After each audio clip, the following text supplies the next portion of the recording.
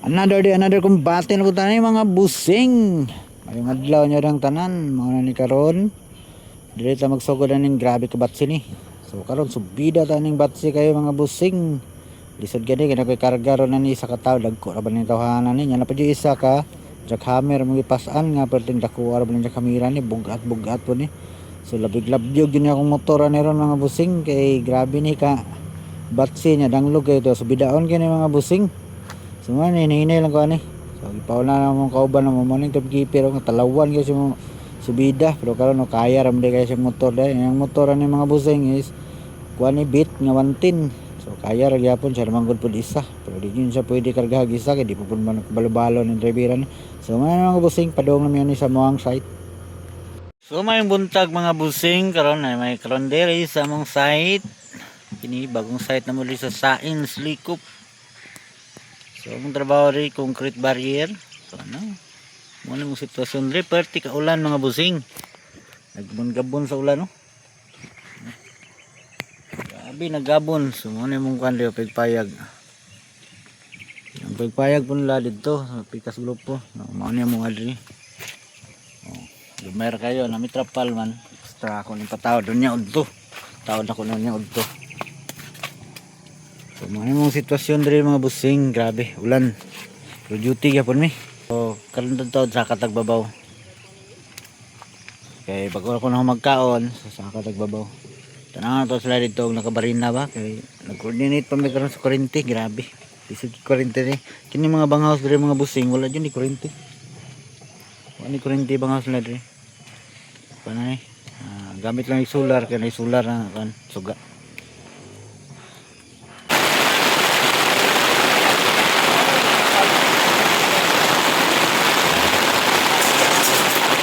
Abi gabo no. Wala na ni, bagluda ko ng gabunan ni, di mo nung ulanan ni. Og mga fighter, mga fighter.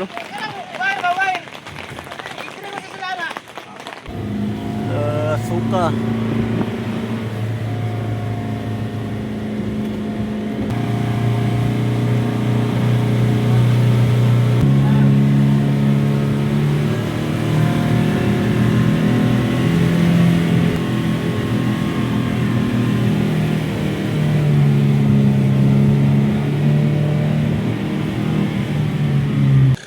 Yang libil niya bidahon gani siya palugsong dito. So muna mong butang concrete barrier kay delikado sa mga motorista, sangkol ito sa ubos. Ano siya kabog dito.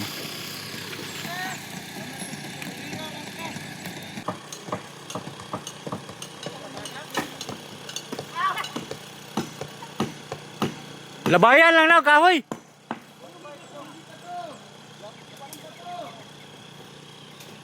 Habog kayo na habog kayo na, nasa siya sa mga 1, 2, 3, 4 mga 5 story na siya taas. Habog ang ilang kuandre cut.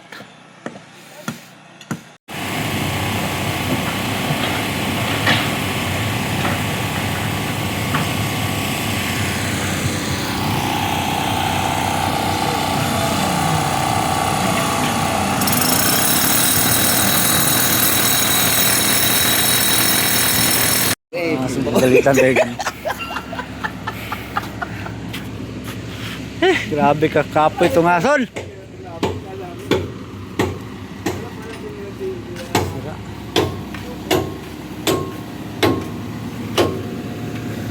Okay. Ganito na rin magpaka-paka kaya bikil na din. Wala na naman. Oh, sumadaga na. Oh.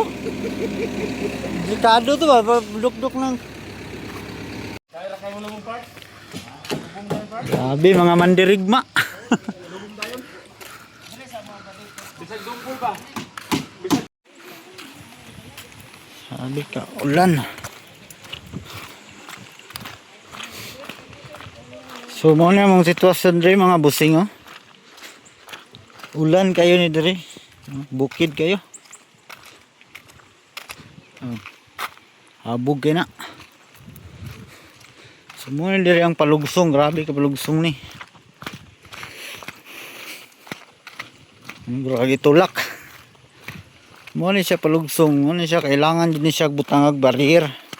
Concrete barrier kay parang mga motorista palugsong dire dili kay sila lahos dito sa kuan. Sa bakilid kung pananglit man magka aksidente. Nya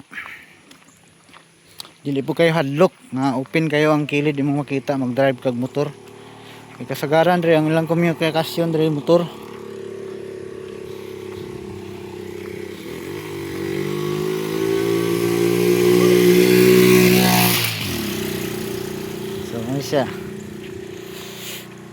Ano siya ang Andre sitwasyon no lisod kay pagpalugsong danglog.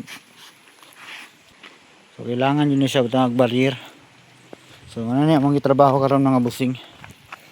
So grabe ka ulan. Ganina pa ning buntag diri ga ulan. Nato di sa ubos doon lang tadi sa banghouse. Ito mga kagwang nangapi na. Nangapi.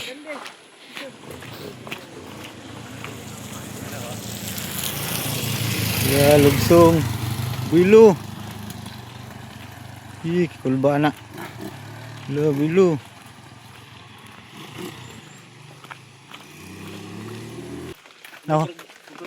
nahulog basa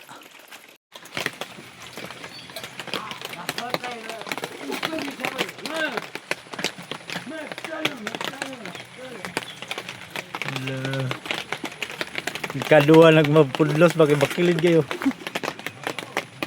Lasing yan. Lasing.